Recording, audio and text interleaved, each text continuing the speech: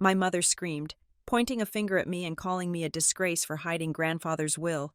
She claimed I was delusional, but I just adjusted my gold-rimmed glasses in silence.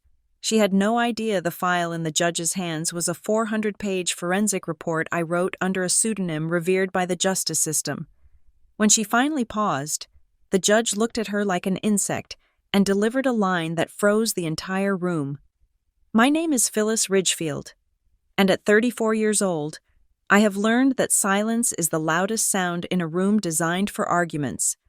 The air inside the Cook County Probate Court was recycled and stale, carrying the faint, acrid scent of floor wax and the nervous perspiration of people fighting over things they did not earn. I sat alone at the defendant's table, my hands resting on the cool, polished oak surface. There was no entourage behind me, no whispering friends, no supportive partner holding my hand. Just the empty wooden bench and the heavy, suffocating weight of the room's judgment. I wore a charcoal gray suit, cut from Italian wool and tailored specifically to my measurements. To the casual observer, it was simply dull office wear, but a trained eye would notice the hand-stitched lapels and the way the fabric draped without a single wrinkle. It was armor, understated and impenetrable. Across the aisle, the atmosphere was entirely different. It was theatrical. My mother, Eleanor Vane, sat there with the posture of a deposed queen waiting to be reinstated. At 58, she was a striking woman, though her beauty had taken on the uncanny, preserved quality of a museum exhibit. Her skin was pulled just a fraction too tight across her cheekbones, the result of her third facelift, and her lips were plumped to a permanent, synthetic pout. Beside her sat Ricardo, her new husband, who was barely older than I was. He looked like a prop she had picked up at an expensive boutique, dressed in a suit that was too shiny and wearing a watch that was too big. He kept checking his reflection on the screen of his phone, clearly bored by the legal dismantling of his wife's daughter. Standing before the bench was Marcus, Eleanor's lawyer. He was a man with a smile that looked like it had been manufactured on an assembly line. Perfectly white, perfectly symmetrical, and entirely devoid of warmth. He was pacing back and forth, his shoes clicking rhythmically against the floor, weaving a narrative that painted me as a monster. "Your Honor," Marcus boomed, his voice filling the cavernous room, "we are dealing with a clear case of elder abuse and manipulation. The defendant, Miss Ridgefield, is a woman deeply troubled by mental instability. She is a recluse, a social pariah who lives in a fantasy world of her own making. She has no friends, no social footprint, and exhibits classic signs of paranoid schizophrenia." I did not flinch. I did not gasp. I simply reached into my pocket and pulled out my grandfather's fountain pen. It was a celluloid Mont Blanc from the 1930s. The black resin warm against my skin. I began to turn it slowly between my thumb and forefinger. "Rotate, pause, rotate, pause," Marcus continued, gesturing toward me as if I were a contagious disease. She preyed upon her grandfather, Arthur Vane, in his final years, when his mind was failing, when dementia had clouded his judgment. She isolated him from his loving daughter.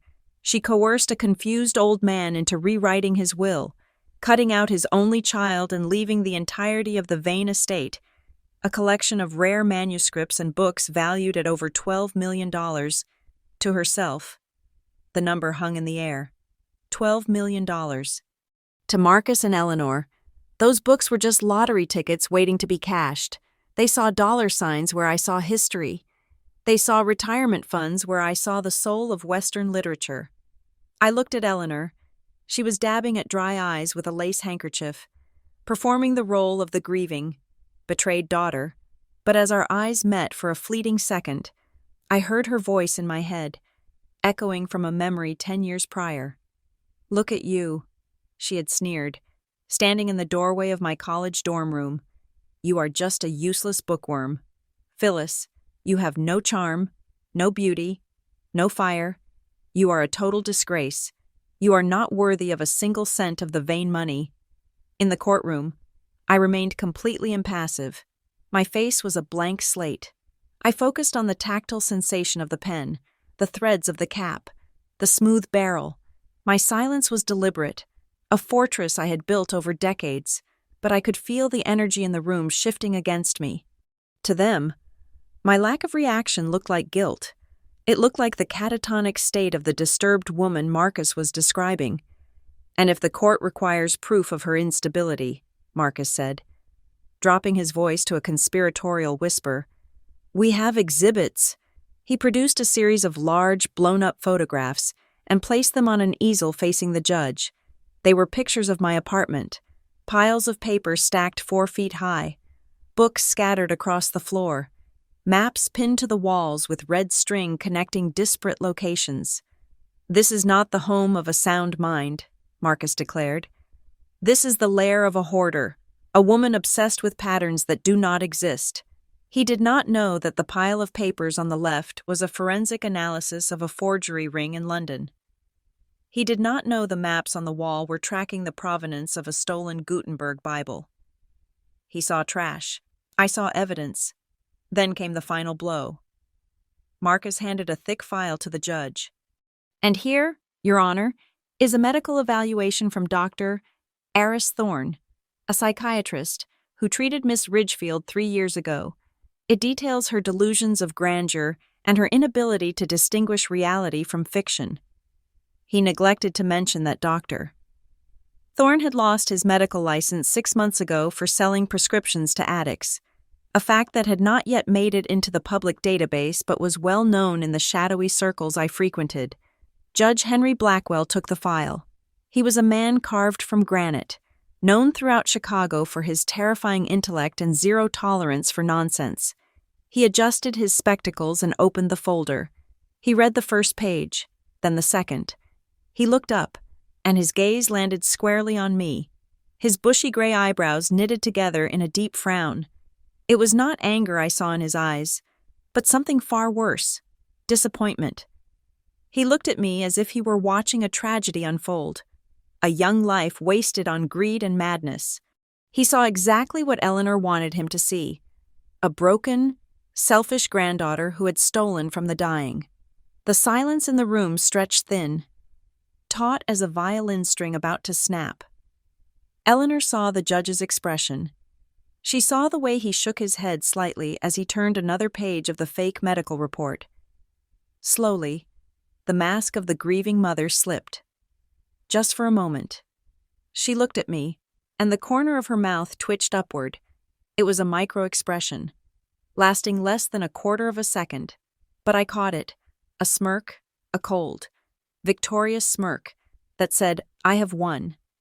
She believed the narrative was hers. She believed the story was over. She had no idea that I was not reading from her script. I stopped spinning the pen.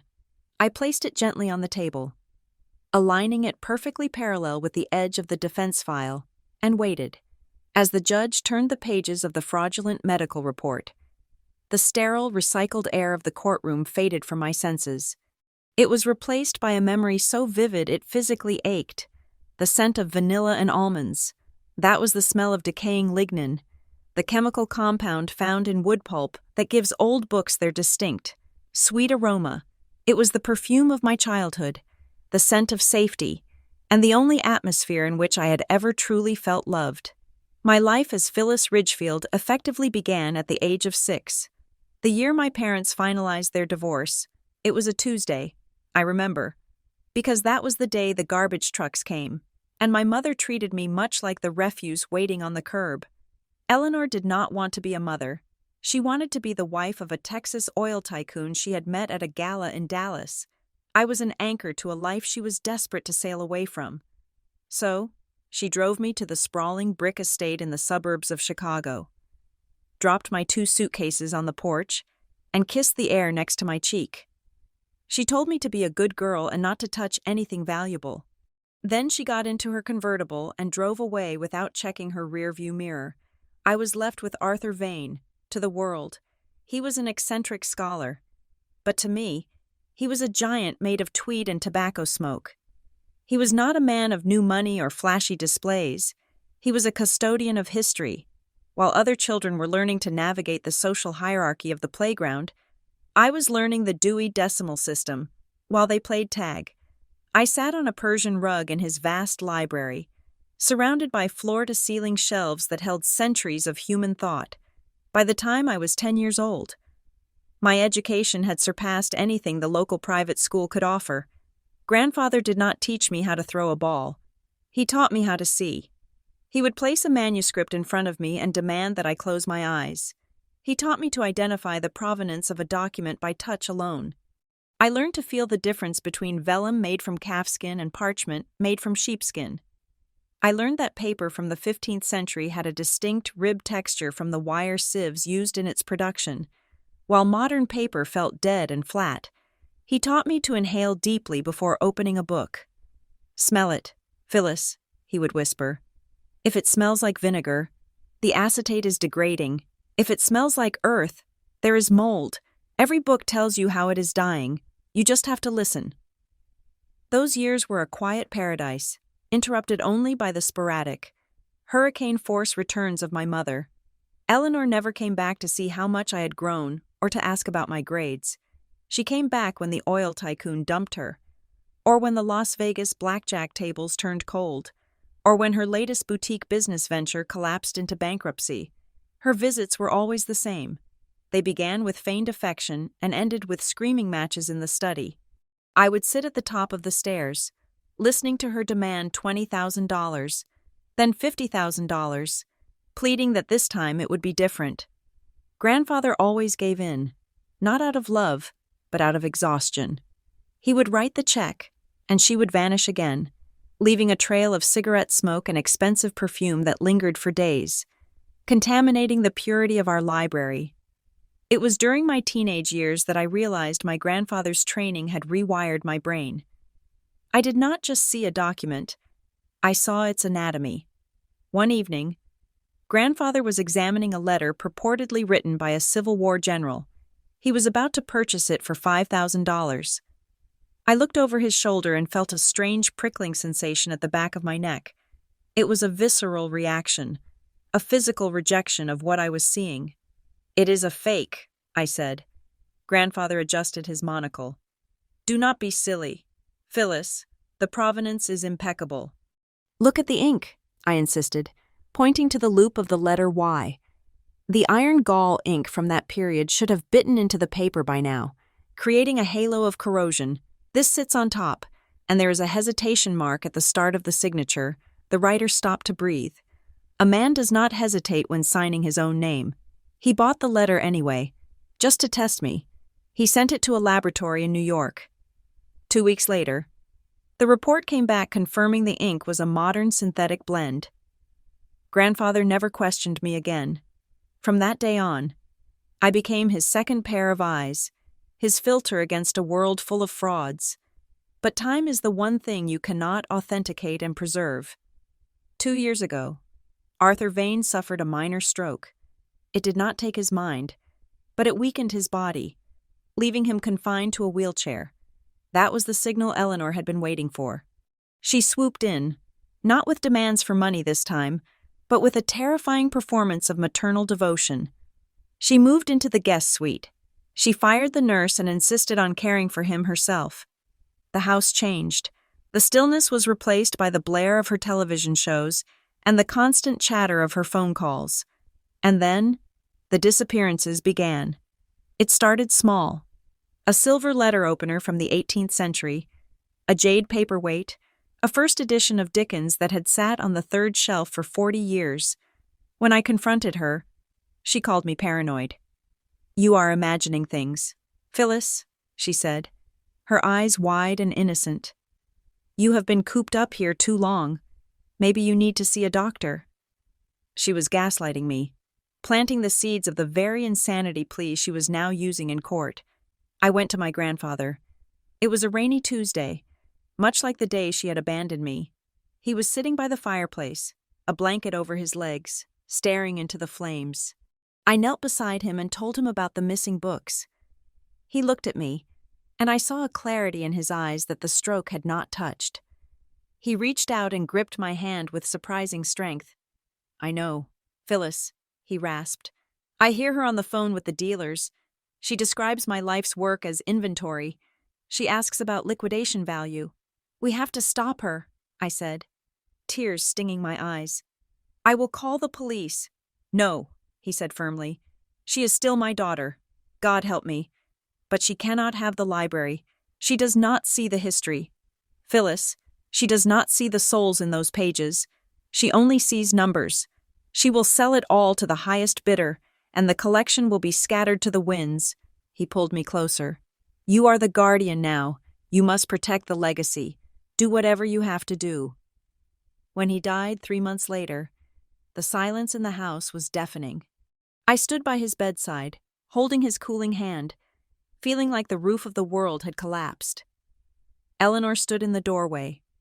She did not cry. She did not offer me comfort. She walked past the bed, picked up the phone, and dialed the family lawyer. When can we read the will? She asked, her voice steady and businesslike. I need to know how soon the assets can be unfrozen. In that moment, standing beside the body of the man who had taught me to cherish the truth, I looked at my mother and felt something snap. She thought she was fighting for a fortune. She thought this was about $12 million and a mansion. She did not understand that she had declared war on the one person who knew exactly how to spot a fake. I was not fighting for the money. I was fighting to keep the barbarians away from the library gates. And as I looked at her dry eyes, I promised Arthur Vane that I would burn the world down before I let her sell a single page. To my mother, my days are filled with the smell of dust and the tedious rhythm of stamping return dates on library cards. She believes I work at a municipal branch in the suburbs, earning barely enough to pay rent on a studio apartment, surrounded by screaming children and homeless patrons seeking warmth. It is a convenient lie. It allows her to underestimate me. It allows her to believe that I am small. The reality of my 9-to-5 existence is located in a windowless, climate-controlled fortress in downtown Chicago known as the Quintessa Institute of Archives and Forensics. The building does not have a sign. We do not advertise in the phone book or on the internet. Our clients find us through whispers in the back rooms of Sotheby's, through encrypted emails from the Federal Bureau of Investigation, and through desperate phone calls from curators at the Smithsonian. I swipe my keycard and pass through the biometric scanner, the heavy steel doors sealing shut behind me with a reassuring thud. The air here was scrubbed clean, kept at a constant 68 degrees Fahrenheit with 40% humidity. It was the perfect environment for preserving paper, and coincidentally, for preserving secrets. I am not a librarian. I am a senior forensic document examiner. In the industry, I am a ghost. My reports are signed only with the initials VR, standing for Veritas Rerum, the truth of things. To the global market of art and history, VR is an oracle. If VR says a manuscript is fake, its value drops from millions to zero in a heartbeat. If VR authenticates a signature, wars are fought over the bidding. Phyllis, a voice called out as I settled into my ergonomic chair. It was Silas, the director of the institute. He was a small, nervous man who wore bow ties and always smelled of peppermint. He was holding a plastic sleeve containing a yellowed piece of parchment. We have a problem from the black market in Richmond, Silas said, placing the document gently on my light table. They claim this is a lost letter from Abraham Lincoln to General Grant, dated 1864. The asking price is $3 million. The buyer needs an answer within the hour. I pulled on my white cotton gloves and adjusted the magnification of my microscope. I did not need an hour. I needed 5 minutes. I leaned in, letting the world narrow down to the fibers of the paper. The handwriting was a convincing imitation of Lincoln's jagged, melancholic scrawl. The ink looked appropriately oxidized, turning that rusty brown color that iron gall ink acquires over a century. But then I saw it. It is a forgery, I said, leaning back. Silas blinked. Are you sure? The provenance seems solid. Look at the crossbar on the letter T, I said, pointing to the monitor where the microscope feed was displayed. The ink feathers slightly into the paper fibers in a uniform direction. That happens when the paper is machine-made with a consistent grain direction. Paper in 1864 was handmade. The fibers would be random. The ink would pool differently. Furthermore, I added, switching to a UV light filter, there is a microscopic trace of titanium dioxide in the paper whitener. Titanium dioxide was not used in paper manufacturing until 1920. This Lincoln letter is younger than my grandmother. Silas sighed, a sound of relief mixed with disappointment. I will make the call. Good work. V.R. I watched him leave, feeling the cold satisfaction that came with the job. It was a binary world, real or fake, truth or lie. There was no gray area here, unlike the mess awaiting me at home. That evening, I returned to my apartment, not the hovel Eleanor imagined, but a spacious, secure loft filled with my own private collection of forensic equipment. I found the envelope taped to my door. It was the motion from Eleanor's lawyer. I ripped it open. The legal jargon was brutal. Eleanor was petitioning for immediate conservatorship. She claimed I was a danger to myself and the estate. She wanted me committed to a psychiatric facility for observation, a move that would grant her temporary control over the Vane library. Once she had control, she would liquidate the collection before I could even prove I was sane. It was a race, and she had just fired the starting gun. You have to tell them, a deep voice said from the kitchen. Mark was standing there, leaning against the counter with 2 mugs of tea. He was a restoration architect, a man who spent his life fixing broken structures. He was the only person in the world, other than Silas, who knew who I really was. He looked at the legal papers in my hand and shook his head. Phyllis, this is insane, Mark said, his voice rising. You are one of the most respected experts in the country. You make 6 figures a year. You consult for the government. Just walk into that courtroom. Show them your bank account. Show them your credentials. And this whole case evaporates. Why are you letting her drag you through the mud? I took the tea from him, the ceramic warming my cold fingers. Because if I just prove I am successful, she walks away. I said quietly. She loses the money, sure, but she goes back to her life. She finds another victim. She finds another way to exploit grandfather's memory. She needs to be exposed. Mark, not just defeated, exposed. You want to destroy her, Mark said. It was not a question. I want her to destroy herself, I corrected. I want her to stand up in that court and prove to everyone that she is a liar. I want the judge to see her for what she is. And for that to happen, she needs to believe she's winning. She needs to get arrogant. Mark sighed, kissing my forehead. You are playing a dangerous game, V. I know, I whispered, but I have the best evidence in the world. After Mark left, I did not sleep. I turned my apartment into a war room. I was done analyzing dead presidents. It was time to analyze the living. I opened the digital scans of the documents Eleanor had filed with the court. Specifically, the medical proxy she claimed gave her authority over Arthur Vane's health decisions in his final weeks. This was the document that allowed her to switch his doctors, to change his medication, to isolate him from me. I placed the high-resolution scan of grandfather's signature under the spectral imaging software. Arthur Vane. The signature was shaky. To the naked eye, it looked exactly like the handwriting of a man who had suffered a stroke. The lines wavered. The pressure was uneven. It was pathetic and heartbreaking, but I was not looking with the naked eye. I zoomed in until the ink became a river on a landscape of paper. Got you, I murmured to the empty room. There is a specific rhythm to a tremor caused by a neurological event. It is chaotic. It is jerky. It is unpredictable. But the tremor in this signature was rhythmic. It was too consistent. The oscillation of the line went up and down at perfect intervals. This was not the shake of a dying man's hand. This was the shake of a healthy hand pretending to be infirm. It is known in the trade as a simulated tremor. When a forger tries to fake a shaky signature, they move the pen slowly, deliberately vibrating their hand, but because they are doing it consciously, the brain creates a pattern. A stroke victim has no pattern.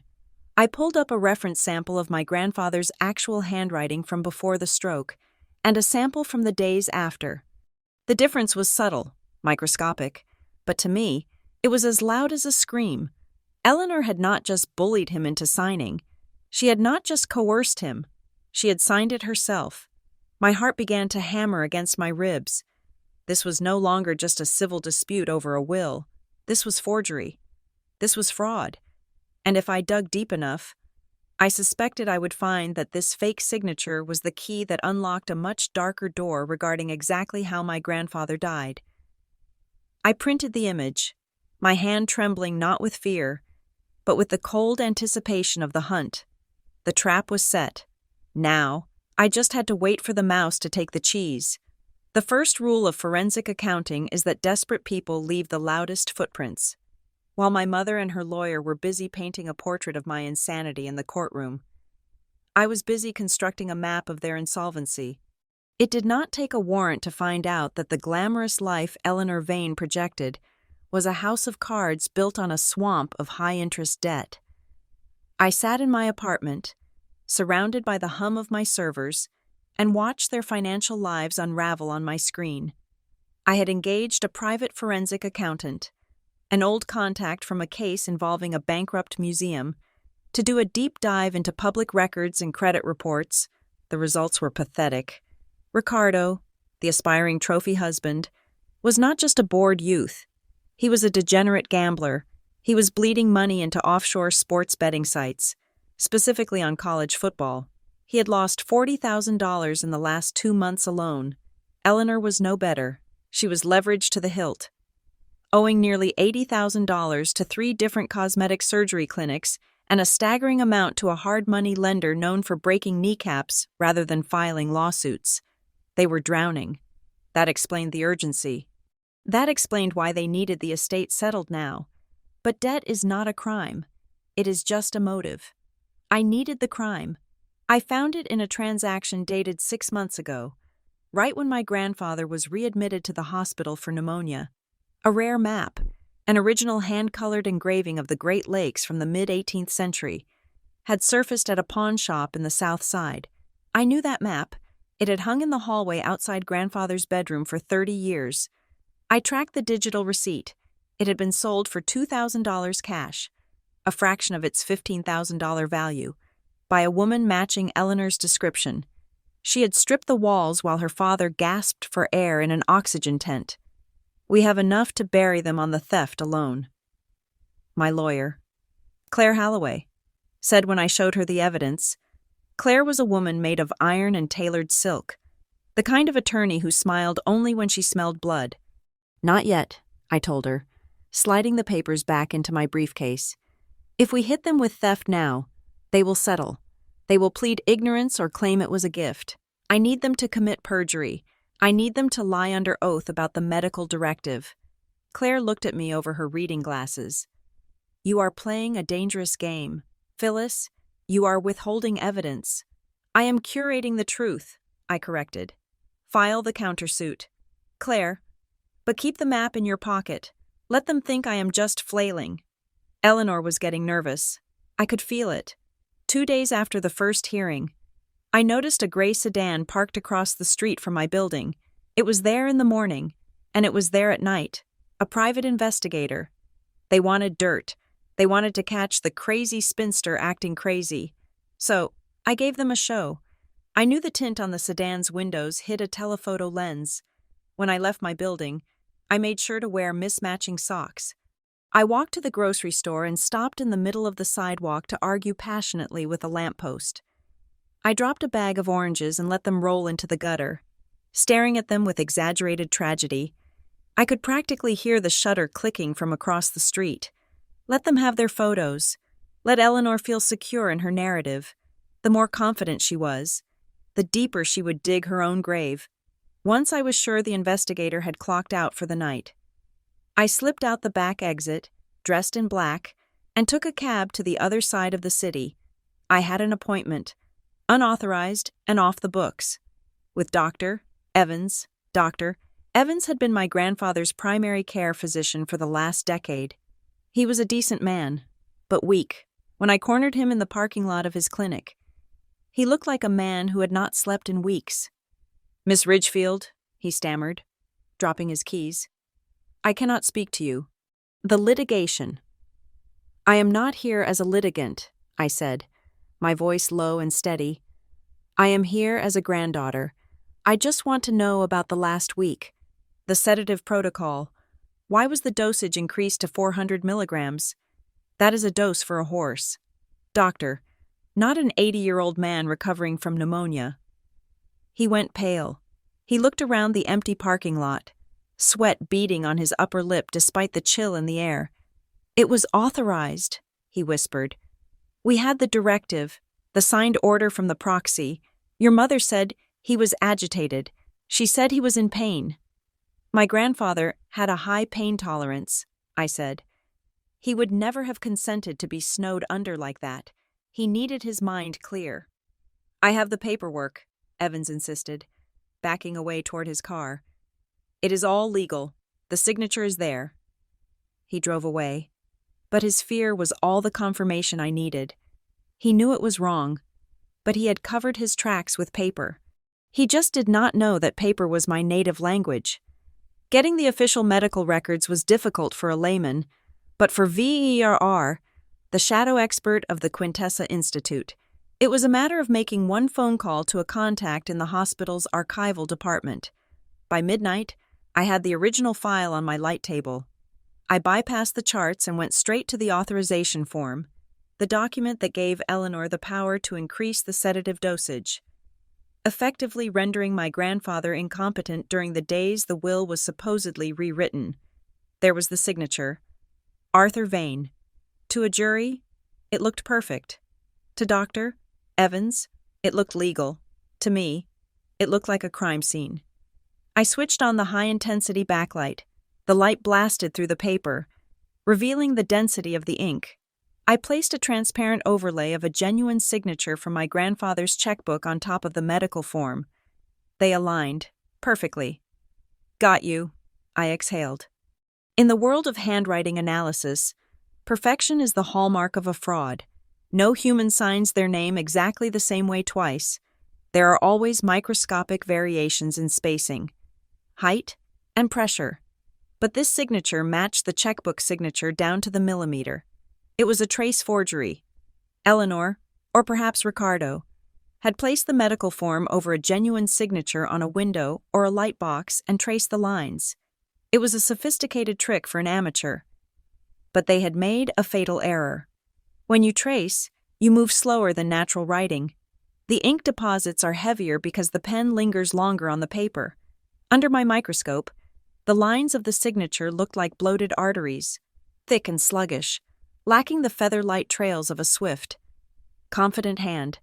My phone buzzed on the table, breaking the silence. It was a text message from an unknown number. "Walk away from the money and the books, or the world will know about your time in the clinic." Last warning. I stared at the glowing screen. They were trying to scare me with my own history, trying to weaponize the depression I had battled in my 20s. They thought shame would silence me. I did not feel shame. I felt a cold, sharp amusement. They were terrified. You do not threaten someone unless you are afraid they are getting close to the throat. I took a screenshot of the threat and saved it to the encrypted drive. Then I picked up my pen and began to draft the chapter of the forensic report that would detail the anatomy of a trace forgery. I was not walking away. I was just sharpening my knife. Science is absolute, but litigation is messy. Data points do not have fears, or debts, or abusive fathers, but witnesses do. While my forensic analysis of the medical proxy had given me the how, I needed the who to make the narrative undeniable. I needed a crack in their domestic wall, and I found it in the form of a 20-year-old girl named Maya. Maya was Ricardo's daughter from a previous relationship, a quiet, studious girl who was currently being crushed under the weight of her father's incompetence. My investigation into Ricardo's finances had revealed a sickening detail. He had recently withdrawn the entirety of Maya's college tuition fund. He had gambled away her future on a series of bad parlays, and now he was forcing her to drop out of the state university to wait tables. demanding she hand over her tips to help service his debts. Eleanor, true to form, treated the girl like an unpaid personal assistant, barking orders at her to fetch dry cleaning or scrub the floors of the mansion she did not own. I reached out to Maya not through lawyers, but through a handwritten note left at the diner where she worked. I asked for 10 minutes of her time. I offered her a way out.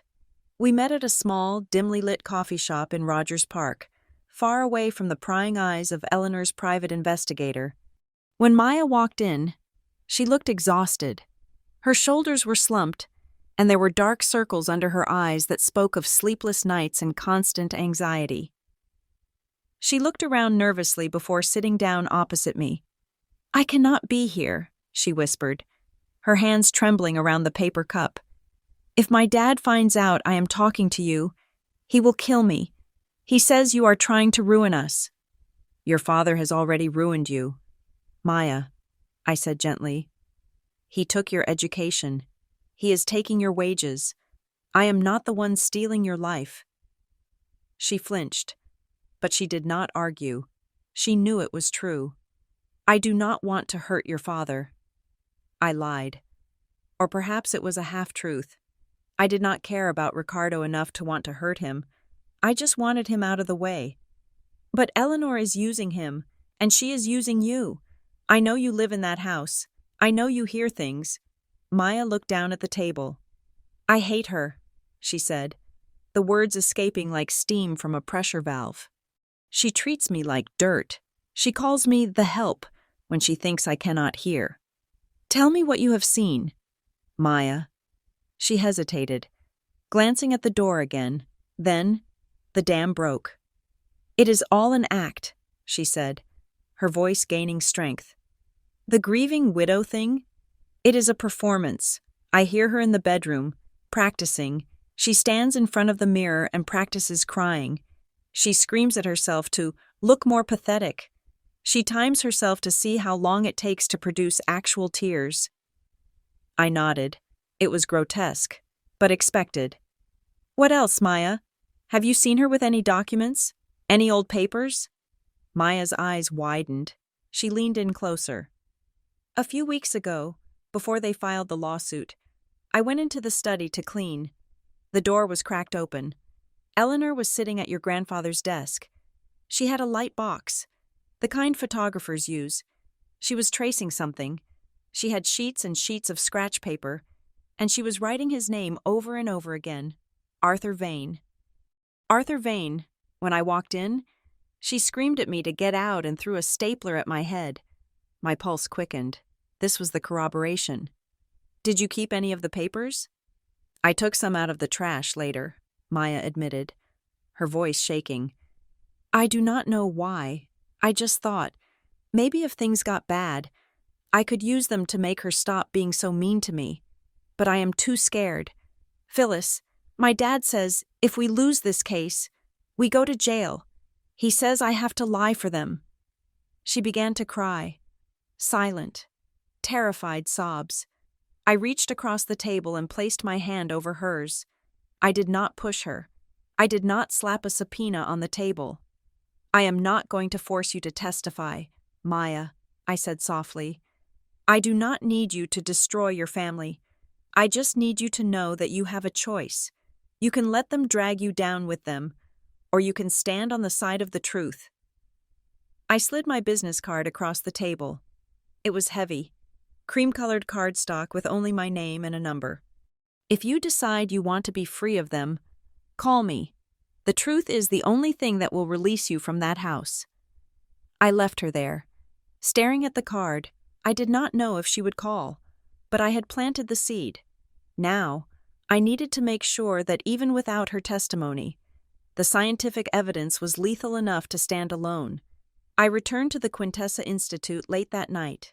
The building was silent. Save for the hum of the air filtration system, I went straight to the secure evidence locker and retrieved the Exhibit A that Eleanor's lawyer had submitted to the court, the so-called codicil. This was the document Eleanor claimed to have found in Arthur's Bible. It was a single sheet of paper, dated November 2022, which supposedly revoked all previous wills and left the entire estate to Eleanor Vane. To a layman, it looked authentic. The paper was the correct bond. The signature looked reasonably like my grandfather's. But forgery is not just about the hand, it is about the chemistry. I placed the document inside the video spectral comparator. This machine allows me to look at ink under various wavelengths of light, from ultraviolet to infrared. I scanned the signature and the body of the text. Then, I carefully extracted a microscopic punch of ink, a sample smaller than the period at the end of a sentence, from the signature line. I dissolved it in a solvent and injected it into the gas chromatograph mass spectrometer. This device separates the ink into its molecular components. Identifying the specific chemical recipe used by the manufacturer, I waited as the machine whirred and processed the sample. On my screen, a graph began to appear, peaks and valleys representing the chemical fingerprint of the ink. "Come on," I whispered. "Talk to me." The results flashed on the screen. My eyes scanned the list of compounds until they landed on a specific polymer resin, phenoxyethanol type 4 with a specialized viscosity modifier. I froze. Then, a slow, cold smile spread across my face. I pulled up the reference database for ink formulations. I cross-referenced the chemical signature. The ink on the document was a proprietary formula developed by the Pilot Pen Corporation for their new line of high-smoothness ballpoint pens. I checked the patent date. I checked the manufacturing release date. This specific ink formula was not commercially released until January 2024. The document was dated November 2022. It was an impossible object, an anachronism. It was physically impossible for my grandfather to have signed that document in 2022 with a pen that did not exist until 2 years later. Unless Arthur Vane was a time traveler, the document was a fake. "Checkmate," I said to the empty lab. This was not an opinion. This was not a handwriting comparison that could be argued by a hired expert. This was hard, irrefutable chemistry. It was the forensic equivalent of finding a digital watch on a mummy. I spent the next 48 hours in a fugue state of writing. I did not go home. I slept on the cot in my office for 3 hours at a time. I began to compile the final dossier. It was not just a report. It was an encyclopedia of their deception. I devoted the first 50 pages to the trace forgery on the medical proxy. I devoted the next 100 pages to the ink analysis of the will, including the patent filings from the pen manufacturer and the chemical chromatographs. I included 3D topographic maps of the paper surface, showing the microscopic indentations where the pen had pressed too hard, revealing the hesitation of a forger's hand. By the time I bound the document, it was 400 pages thick. It was heavy. It felt like a brick. It was a weapon. I ran my hand over the cover, feeling the texture of the binding. I was no longer Phyllis the victim.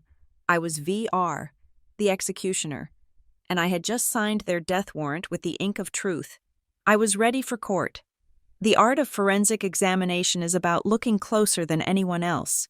But the art of war is about controlling what your enemy sees.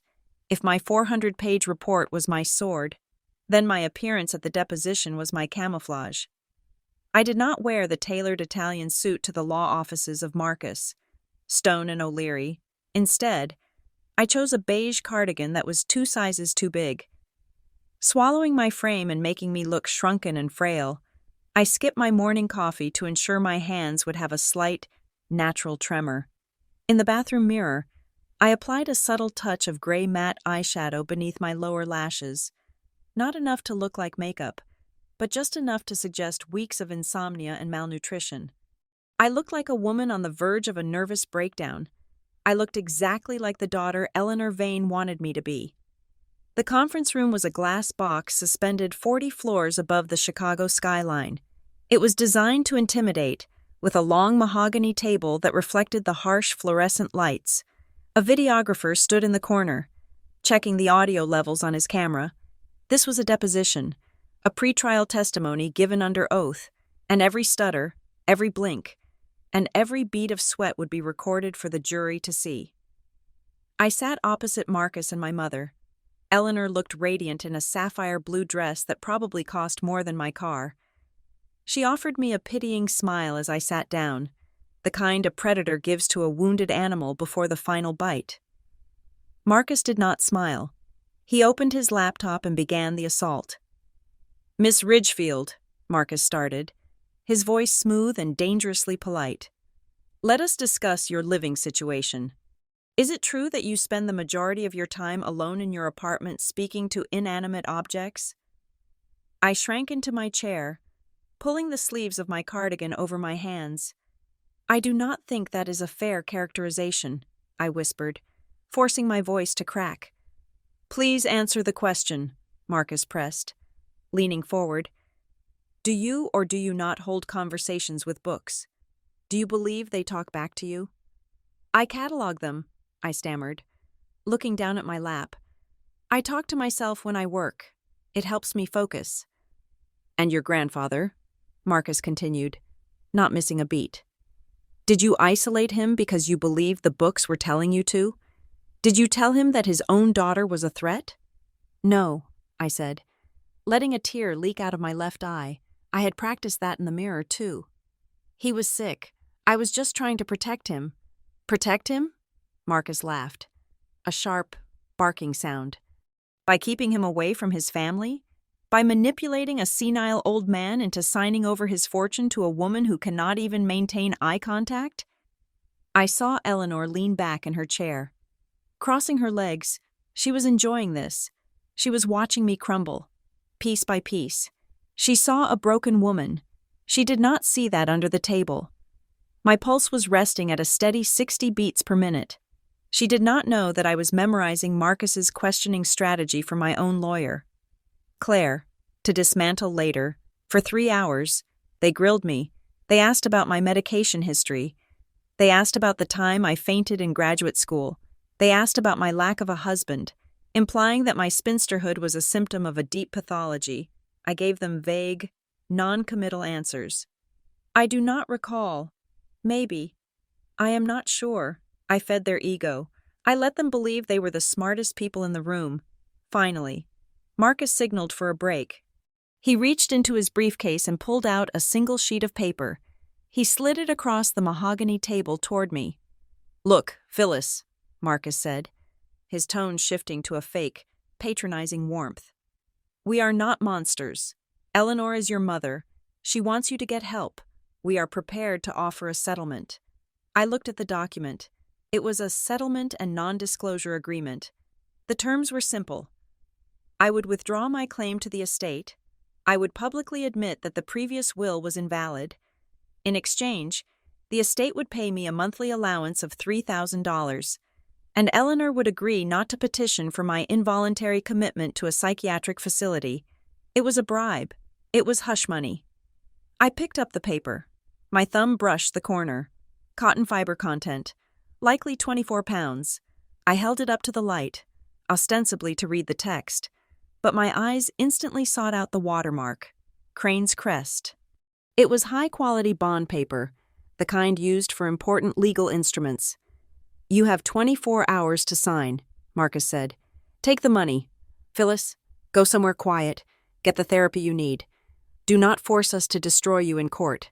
Eleanor leaned in, her eyes gleaming. "It is for your own good, darling. You are not capable of managing this money. You know that."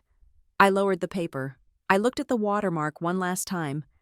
A symbol of authenticity on a document filled with lies. Then, I looked up. I dropped the act. I let the tremor in my hands stop. I sat up straight, my spine aligning against the back of the chair. I looked directly into Eleanor's eyes, and for the first time that day, I let her see V.R. "No," I said. My voice was not a whisper. It was clear, cold, and final. Eleanor blinked, confused by the sudden shift. "Excuse me?" "I said no," I repeated. "I do not want your allowance. I do not want your pity. And I certainly do not want your permission to be sane." I slid the paper back across the table. "I will see you in court." The silence that followed was absolute, Then, the mask fell. Eleanor's face contorted. The elegant socialite vanished, replaced by the desperate, greedy woman who had sold her father's map for cash. She slammed her hand onto the table, the sound echoing like a gunshot. "You ungrateful little brat!" she screamed, leaping to her feet. "I am trying to save you. You are nothing. You are a total disgrace. I should have left you in that orphanage when you were born." "Eleanor, sit down," Marcus hissed, reaching for her arm, but she shook him off. "She is laughing at me," Eleanor shrieked, pointing a manicured finger at my face. "Look at her. She thinks she is smart? She is just a parasitic little bookworm. I will bury you. Phyllis, I will make sure you never touch a dime." I did not flinch. I did not argue. I just looked past her, directly at the videographer in the corner. The red light on his camera was blinking steady and bright. Record, record, record. "Are we done here?" I asked the room calmly. I stood up and walked out, leaving the sound of her screaming behind me. 2 hours later, I was back in the sanctuary of my apartment. The adrenaline was fading, leaving a cold clarity in its place. My phone buzzed on the kitchen counter. It was a number I did not have saved, but I knew who it was. "Hello?" I answered.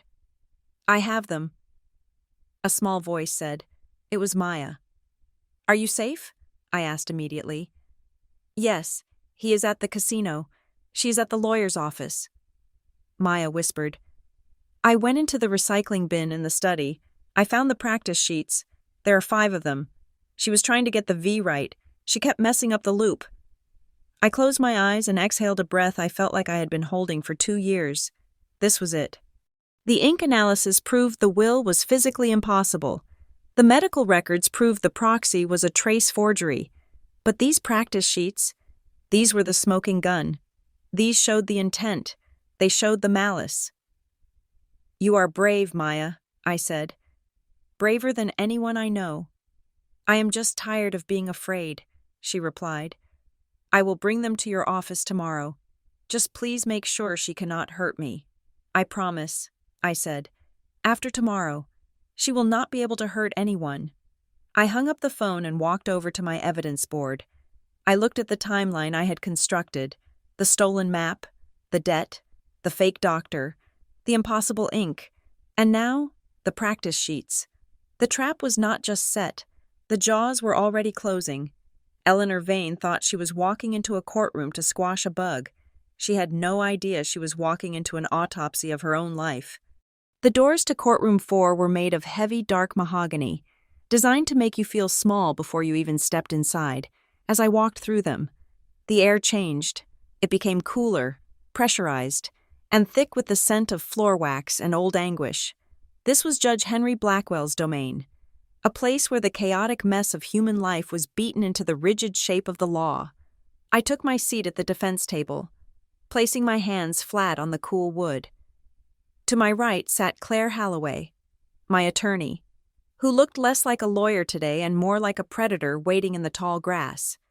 To my left, across the aisle, was the circus.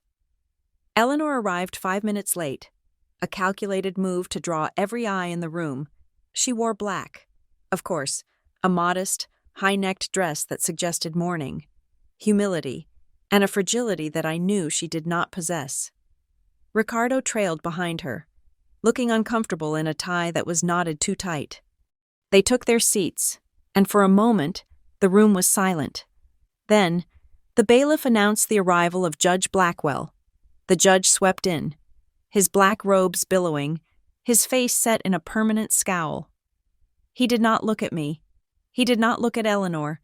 He looked at the clock, then slammed his gavel. The trial of the estate of Arthur Vane had begun. Marcus, Eleanor's lawyer, wasted no time. He stood up, buttoning his jacket with a flourish, and launched into an opening statement that was more fiction than legal argument. He painted a picture of a tragic family destroyed by the mental decline of its youngest member.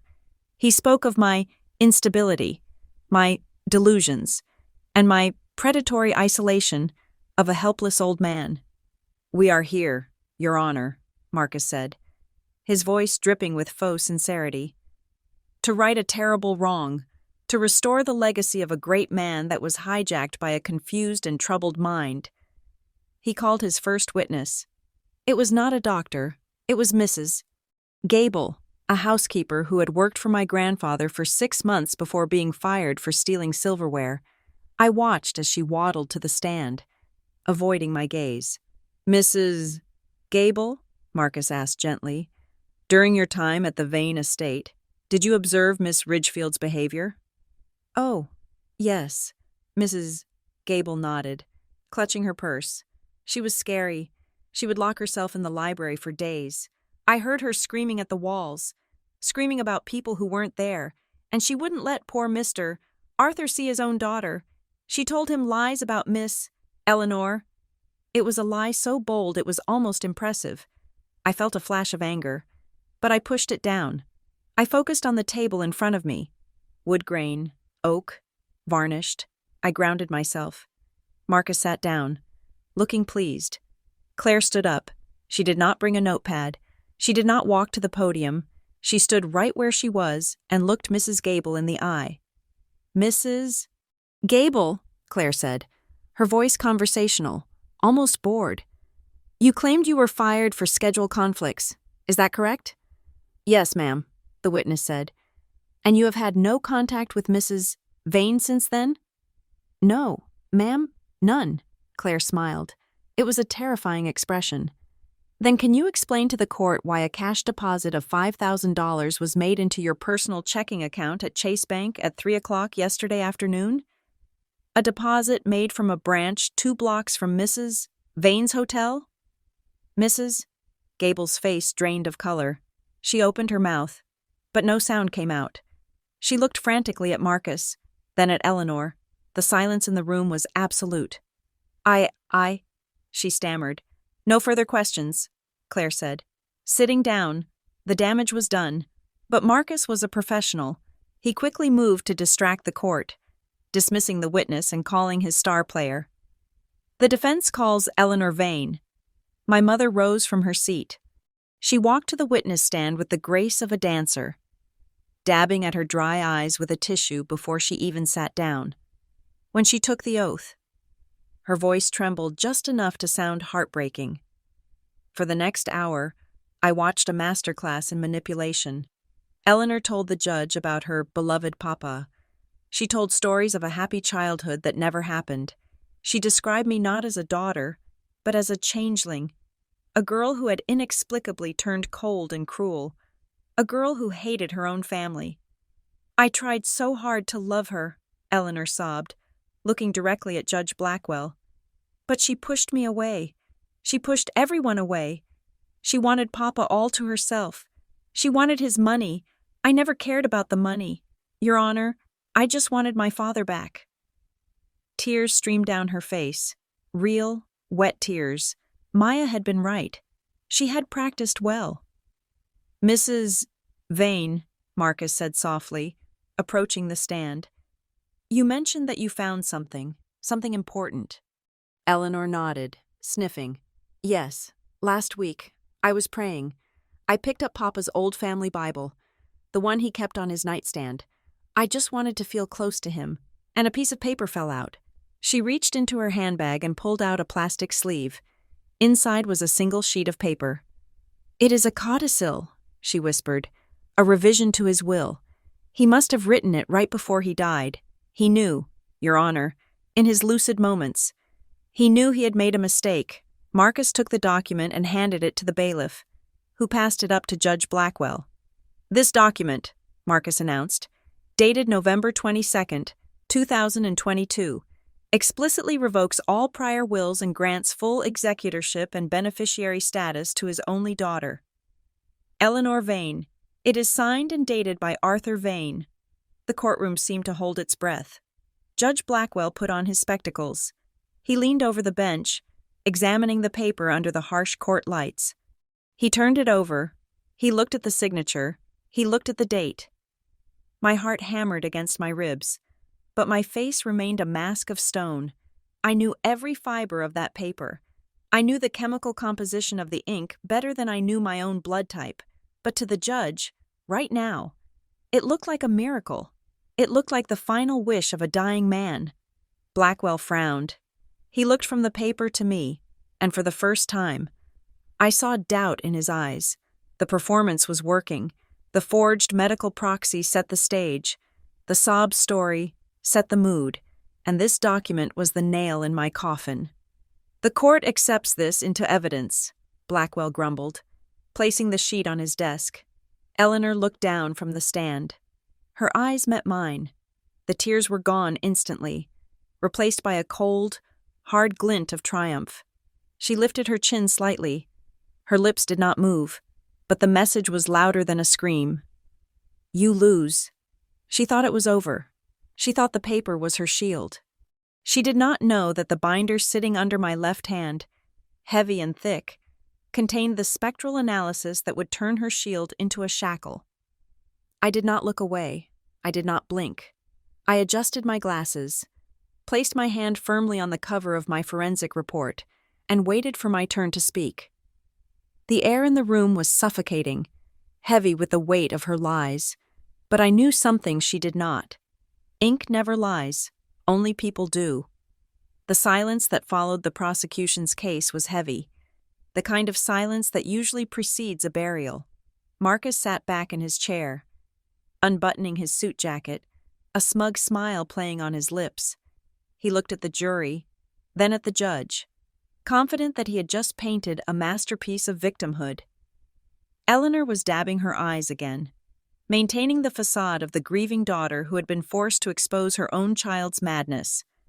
Judge Blackwell cleared his throat, the sound echoing in the high-ceilinged room. He turned his gaze to my table. "Does the defense have any witnesses?" he asked, his tone suggesting he expected us to fold. Claire Holloway stood up. She smoothed the front of her skirt and looked at the judge with a calm, predatory focus. She did not call a psychiatrist to refute the diagnosis. She did not call a character witness to say I was a nice girl. "The defense calls Phyllis Ridgefield to the stand," Claire said. A ripple of confusion moved through the gallery. I heard Marcus snort, a sound of genuine amusement. He leaned over to Eleanor and whispered something that made her cover a smile. They thought I was walking into a trap. They thought the stuttering, fragile creature they had broken in the deposition was about to fall apart on public record. I stood up.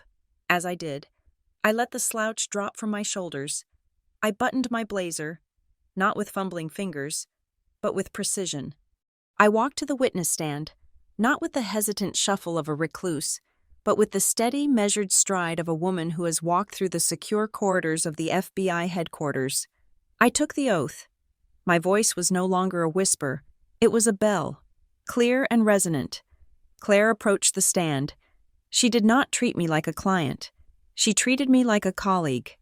"Miss Ridgefield," she began, "there has been a great deal of testimony today regarding your mental state and your employment.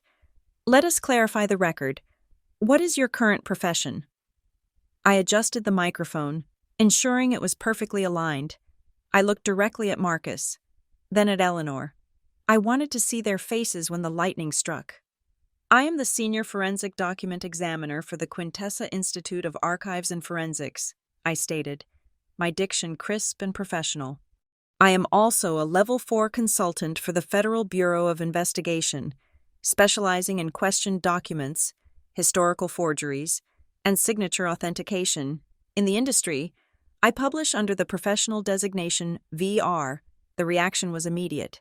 Marcus's jaw physically dropped.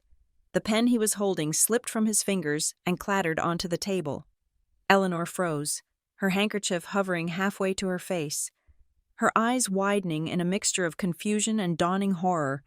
Judge Blackwell, who had been leaning back in his chair, suddenly sat bolt upright.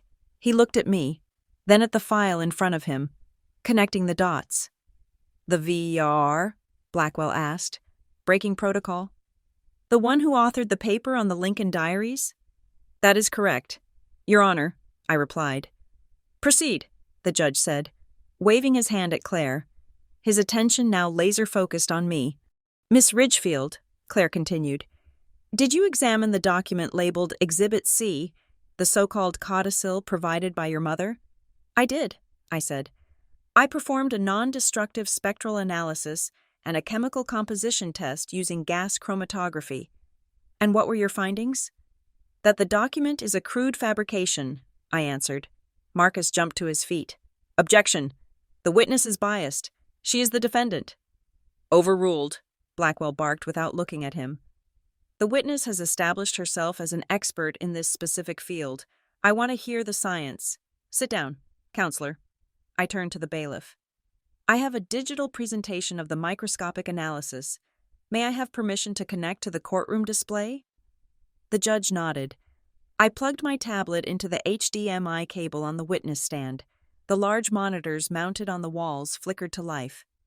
Exhibit 1, I said, tapping the screen. A high-resolution image of the signature on the codicil appeared. It was magnified 500 times. The ink looked like a black river flowing across a landscape of white paper fibers. This is the signature on the will my mother claims was signed by Arthur Vane in November of 2022, I explained, standing up and pointing to the screen. Please observe the ink distribution at the apex of the capital A and the curve of the V. I zoomed in. On the screen, the ink appeared to pool into small, dark blobs at the turning points of the letters. These are called hesitation marks, or ink blobs, I lectured, my voice devoid of emotion. I was no longer a daughter. I was a scientist dissecting a tumor. When a person signs their own name, it is a ballistic movement. The pen flies across the paper. There is no stopping. But when a forger traces a signature, they have to pause to check their accuracy against the model. Every time they pause, the pen rests on the paper for a fraction of a second longer, allowing more ink to bleed into the fibers. These blobs are the fingerprints of a lie. This signature was not written. It was drawn. The courtroom was dead silent. I could see the jurors leaning forward, squinting at the screen. Eleanor was pale, her hands gripping the edge of the table until her knuckles were white. However, I continued, handwriting analysis can be subjective. Chemistry is not. I swiped the screen. A new image appeared, a complex graph showing peaks and valleys of different colors. This is a chromatograph of the ink used in the codicil, I said. Ink is not just colored water. It is a complex chemical formula that changes every year as manufacturers update their recipes to improve viscosity and drying time. I compared the chemical fingerprint of this ink against the global database of commercial writing fluids. I turned to look directly at Eleanor. She was trembling now, not with fake grief, but with real terror. The ink on this document contains a specific polymer resin known as polyethylene glycol 12, I stated. This specific compound was developed by the Parker Pen Company to prevent their gel ink from drying out in high-altitude environments. They patented this formula in August of 2023. They released the first batch of pens containing this ink to the market in January of 2024. I let the dates hang in the air. My grandfather, Arthur Vane, died at 22, I said, my voice dropping an octave, becoming cold and hard as steel. It is scientifically impossible for a man who has been dead for 2 years to sign a document using a pen that had not yet been invented. I turned back to the judge. This document is an anachronism. Your Honor, it is a physical impossibility. It is a forgery created within the last 6 months, likely using a pen purchased at an office supply store by someone who did not realize that ink has a birth date. A gasp went through the gallery. It started as a murmur and grew into a wave of shock. The jurors were looking at Eleanor with open hostility. Marcus had his head in his hands. Judge Blackwell stared at the screen for a long time. Then he took off his glasses and looked at Eleanor. The disappointment I had seen in his eyes earlier when he looked at me was gone. Now, when he looked at my mother, there was only disgust. He looked at her as if she were something he had scraped off his shoe. The scientific evidence is compelling, Blackwell said quietly. He turned to me. Do you have anything else? Miss Ridgefield? I have 400 pages of additional analysis, Your Honor, I said, tapping the thick binder on the ledge of the witness stand. including the spectral imaging of the paper fibers which match a notepad currently sitting on my mother's desk, and a witness statement regarding the practice sheets found in her trash. I closed the binder. The sound was like a gavel striking. "I submit this report as Defense Exhibit B," I said. The defense rests. The devastation in the courtroom was absolute. It was not the loud crash of a falling building. It was the suffocating silence of a vacuum where all the air had been sucked out by the truth. Marcus, who had been strutting like a peacock just an hour ago, was now standing with his mouth opening and closing like a fish on a dock. He knew the case was dead. He knew his career might be dead too, dragged down by the anchor of his client's perjury. "Your Honor," Marcus croaked, his voice cracking. "I object. This expert testimony was not disclosed in the discovery phase. This is a trial by ambush." "It is rebuttal evidence, Counselor," Judge Blackwell said, his voice dripping with ice. "It is admissible because you opened the door with a forged document. Sit down before I sanction you for wasting the court's time." Marcus collapsed into his chair, putting his head in his hands. He did not look at Eleanor. He was already mentally calculating his malpractice insurance deductible, but Claire was not finished. She walked over to the defense table and picked up a clear plastic evidence bag. She held it up so the light caught the wrinkled, coffee-stained texture of the papers inside. "Your Honor," Claire said, her voice cutting through the tension, "if the ink analysis explains the how, then this explains the who. We have here 5 sheets of scrap paper recovered from the plaintiff's home study. They were retrieved by a witness who lived in fear of Mrs. Vane." Claire walked to the projector and placed the sheets on the glass. On the screen, the room saw the crude, repetitive scrawl of a person learning to lie. Arthur Vane, Arthur V. A. Vane. The handwriting started out shaky and jagged, trying to mimic the tremor of a stroke victim, and slowly smoothed out into the confident, flowing forgery that appeared on the will. It was a step-by-step tutorial on how to steal a dead man's identity. "These are practice sheets," Claire stated. "Proof of premeditation, proof of malice." I looked at Eleanor. She was no longer pale. A flush was creeping up her neck, a deep, ugly crimson that clashed with her black dress. Her eyes were darting around the room, looking for an exit, looking for an ally, looking for anything other than the walls closing in on her. I leaned forward into the microphone. I did not yell. I did not need to. "You did not just want the money," I said, looking directly into her eyes. "If you had asked, I might have given you money to pay off your debts. I might have helped you." Eleanor flinched as if I had slapped her. "But you did not want help," I continued, my voice steady and unforgiving. "You wanted to erase him. You took the one thing he valued most, his name, his integrity, and you turned it into an arts and crafts project. You did not just steal his assets. Eleanor, you stole his honor. You forged his final words because you knew he never loved you enough to say them." That was the spark. The vibration started in her hands, shaking the heavy oak table, then it moved to her shoulders. She let out a sound that was half laugh, half sob, a guttural noise that made the jurors recoil. "You," she hissed. Marcus reached out to touch her arm.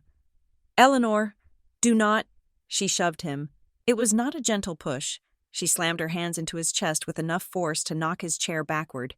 Marcus scrambled to stay upright, his legal pad sliding to the floor. Eleanor stood up.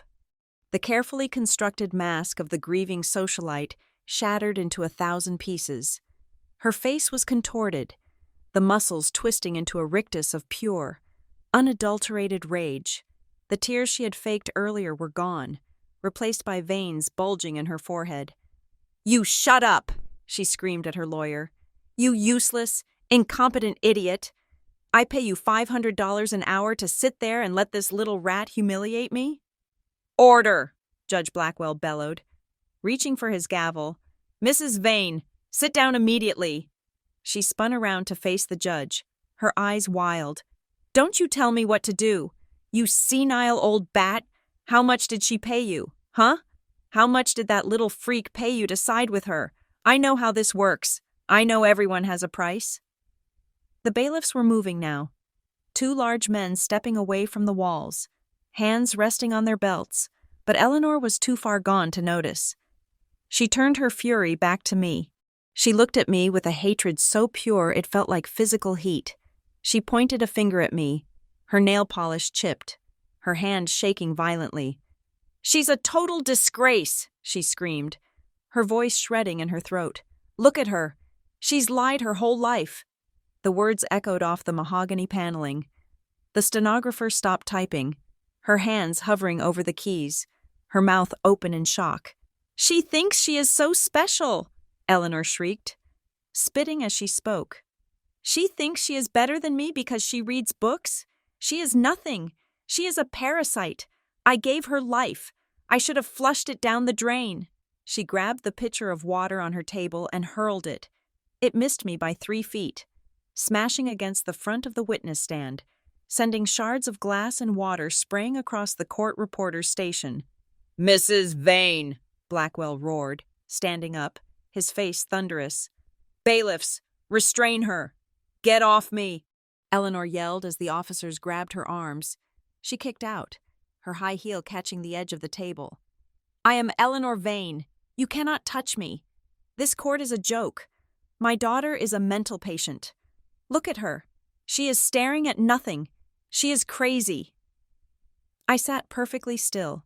I did not flinch when the glass shattered. I did not flinch when she screamed. I simply adjusted my glasses and looked at her, for years. I had made myself small to avoid this anger. I had hidden in the library, hidden behind books, hidden behind the persona of the quiet, mousy librarian. I had let her define me, but as I watched her struggle against the bailiffs, her mascara running down her face in black streaks, her hair coming loose from its perfect bun, I realized something profound. She was not a monster. She was just a messy, greedy, small person who had run out of lies. I lifted my chin. I squared my shoulders. I looked at her with the cold, analytical detachment of a scientist observing a volatile specimen. My silence was not fear. It was a mirror, and in it, she saw exactly what she had become. "You are the disgrace, mother," I thought, though my lips never moved. And now, the whole world knows it. She continued to scream obscenities, cursing the judge, cursing Ricardo, who was cowering in his seat, trying to become invisible, and cursing the day I was born. But her voice was losing its power. It was becoming background noise, the desperate thrashing of a drowning woman. The judge was no longer listening. The jury was looking at her with horror. I closed my eyes for a brief second, inhaling the scent of the courtroom, the old wood, the floor wax, and now, the distinct, sharp scent of justice. It smelled better than any book I had ever opened. The echoes of my mother's voice bounced off the high vaulted ceiling of Courtroom 4, a dissonant symphony of hatred that seemed to hang in the air like toxic smoke. She was still screaming, her voice raw and shredding at the edges, hurling insults that were meant to be daggers but now just felt like dull stones. "You do not deserve to carry the Vane name," she shrieked, her face a mask of twisted red rage, spit flying from her lips. "You are sick. You are a broken thing. You belong in a cage." Her words were the dying gasps of a narrative that had controlled my life for 3 decades. For years, I would have cowered.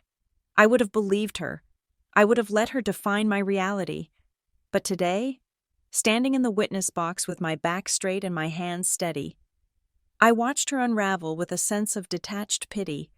She was not a titan. She was just a desperate woman who had gambled everything on a lie and lost. Then it happened. Whack. The sound of Judge Blackwell's gavel was not a request for order. It was a detonation. One single, sharp crack that severed the air like a guillotine blade. It was a sound so final, so absolute, that it sucked the noise right out of the room. Eleanor froze mid-scream, her mouth still open, her chest heaving. The bailiffs, who had been struggling to hold her back, tightened their grip, but they stopped dragging her toward the door. Judge Blackwell had raised a hand. He did not look angry anymore. The thunderous expression he had worn moments ago had vanished, replaced by a terrifying, icy calm. He signaled for the officers to hold her right there, in the center of the aisle, exposed to the eyes of everyone, slowly, deliberately. Judge Blackwell reached up and removed his reading glasses. He folded them and placed them on the bench. Then, he leaned forward, resting his elbows on the polished wood, and looked down at my mother. It was a gaze that stripped away her socialite pretenses and left her naked in her guilt. He reached out and picked up the heavy black binder I had submitted into evidence, the 400-page forensic report that detailed every microscopic flaw in her deception. He held it in his hands for a moment, feeling its weight, treating it with a reverence that he had not shown to any other piece of evidence in the trial.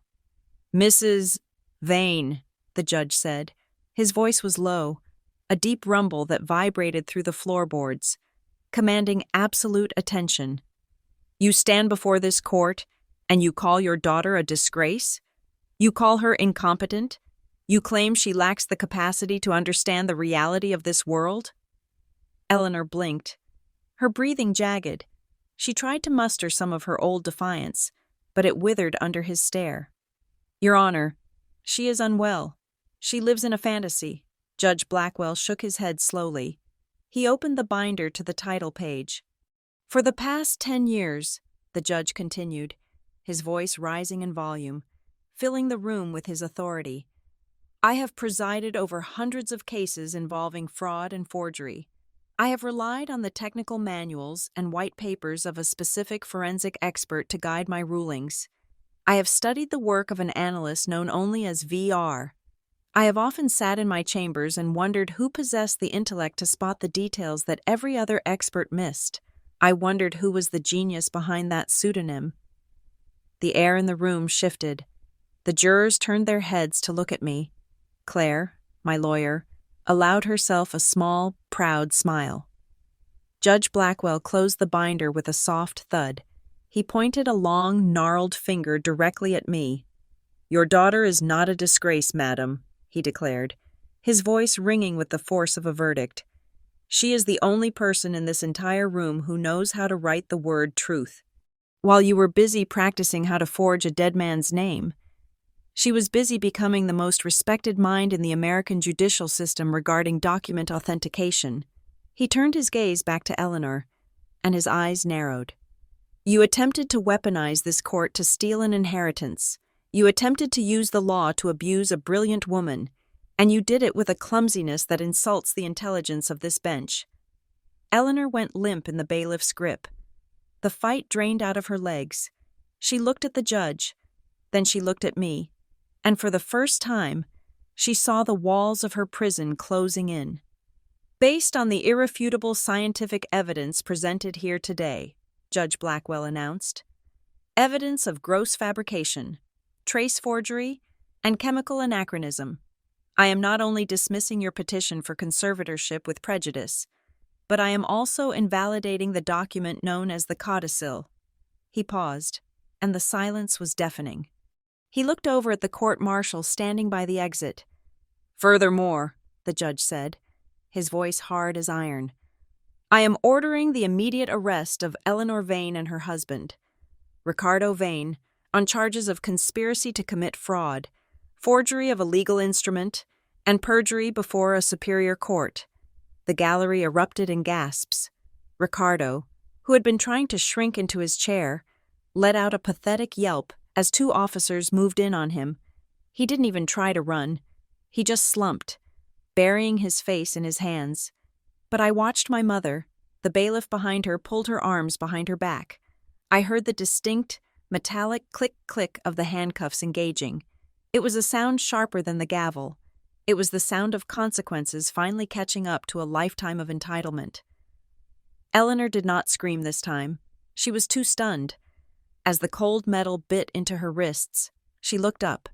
Her eyes found mine across the courtroom. There was no anger left in them, only a profound, hollow shock. She looked at me as if she were seeing a stranger, someone she had never met, someone she had severely miscalculated. She was waiting for me to gloat. She was waiting for me to smile, or to cry, or to say something to twist the knife. I did none of those things.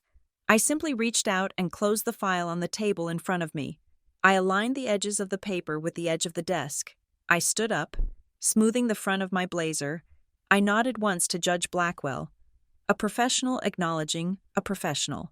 Then, I turned my back on her. I walked down the center aisle, the sound of my heels clicking rhythmically on the floor. I walked past the jury, past the stunned spectators, and past the woman who had given birth to me. I did not look at her as the officers began to read her rights. I did not look back as they led her away. I pushed open the heavy mahogany doors and stepped out of the courtroom, leaving the recycled air and the lies behind me.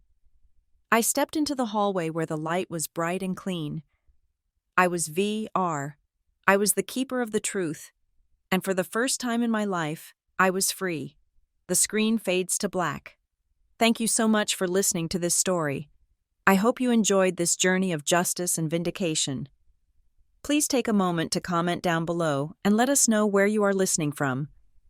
We love to see our community growing from all corners of the world.